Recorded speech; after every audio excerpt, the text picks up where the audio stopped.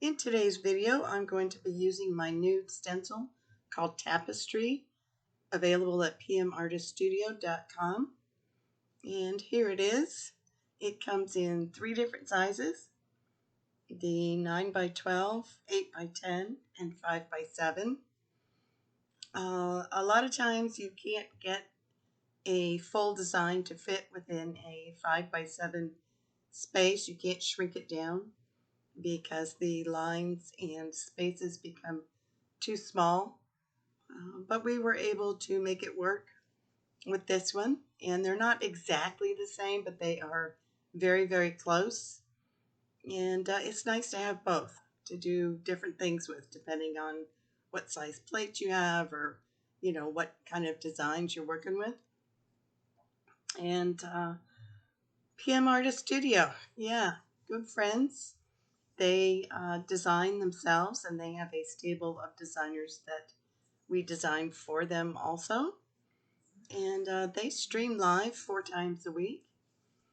And as a small business, it's nice that they can offer some of these other perks for shopping with them. You can earn points when you shop. You can earn points for referring people for your birthday. And you can level up to different levels of discounts. When you earn points, those points are transferred into discount coupons that you can use on your next purchase. And they add up over time with each order. And it's really nice that they're able to offer that. A lot of companies can't. And I appreciate it. I use it all the time. And they also have a Facebook group called Makers of Mixed Media Art and Artists. You can head over to Facebook, search for the group, and ask to sign up. And there's a couple questions to answer, but it's easy peasy. They're just trying to weed out the trolls. You know how that goes.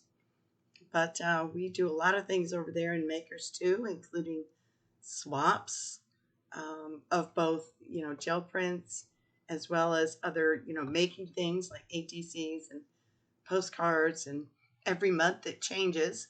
So it's really fun, and you get to know the people there, and usually the same people then are over at the lives too. And we get to know each other. We have a lot of fun over there, so check that out too. So I'm starting this long haul with one of my all-time favorite colors, the raw umber, which is a nice brown color. A lot of people start with black, but I chose the brown. Looks like it's crazing a little bit. This is Da Vinci, their version of fluid acrylic, and it's a nice brown. I like it.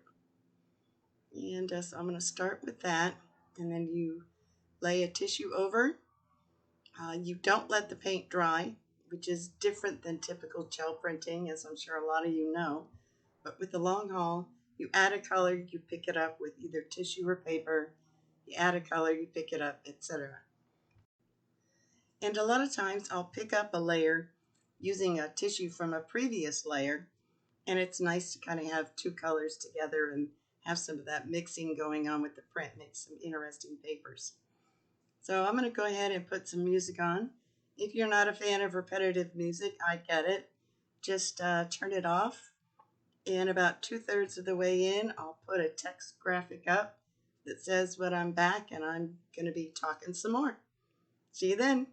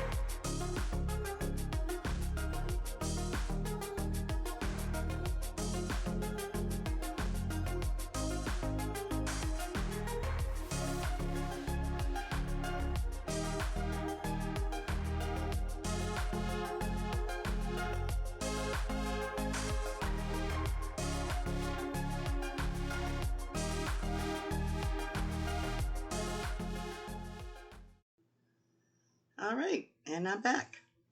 So hopefully you enjoyed watching me go through all those colors doing the long haul. Now we've got this final print, which is dried, and it had some, I don't know, earthy tones to it. So I decided to go ahead and use sort of a beigey brown and some white. I was hoping to get more of a marbled effect, but they ended up just kind of mixing together, which is fine. It turned out fine in the end. But anyways, so I decided to pull it with these colors. And at the end of the video here, I put in an extra segment where I went back and I recorded all of the prints on the tissue paper that I got from doing the long haul. And we'll kind of take a brief look through those. Some of them were kind of plain and they need more things added to them, but that's okay. And then others, especially the ones where I layered up, I pulled one color with a print that had already been done. Turned out really nice, so we'll see some of those. And I had forgotten to record when I pulled the final print. That's fine. It's here and you can see it. You don't need to watch me actually pull the thing. And this is just tissue paper over the paper that I put down to pull it with. And this is what it's going to look like. I'm not sure I'm a fan of the blobs there on the front, but that happens. A lot of paint got underneath, and that's just part of doing the long haul with all the repeated paint.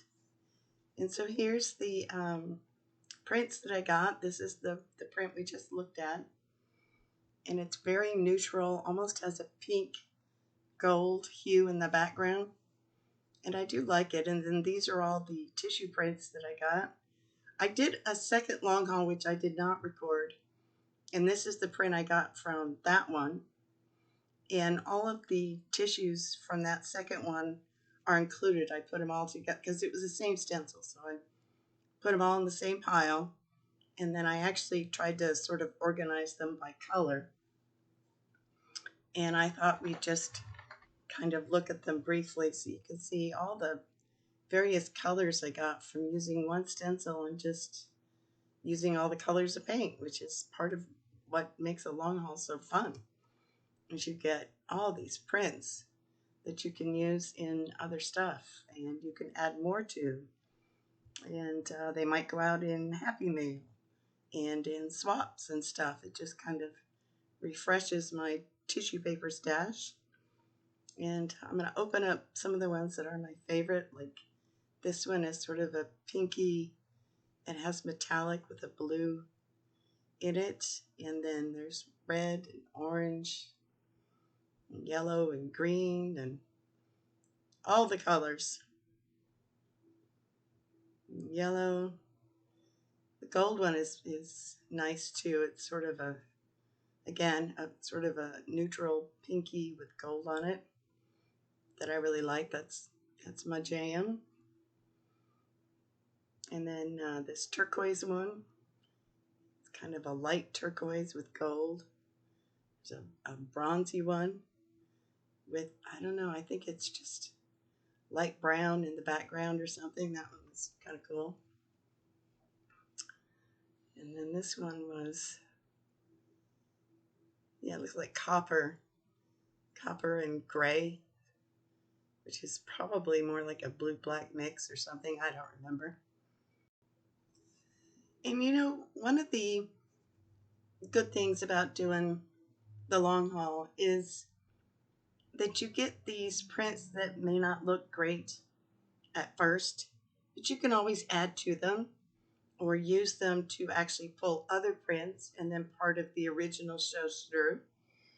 But, you know, I was thinking the other day that with some of the prints that might look plain or that just don't do it for you, in the quilting world a long time ago, they used to have what we would call fuglies, F-U-G-L-Y, which is a flippin' ugly print.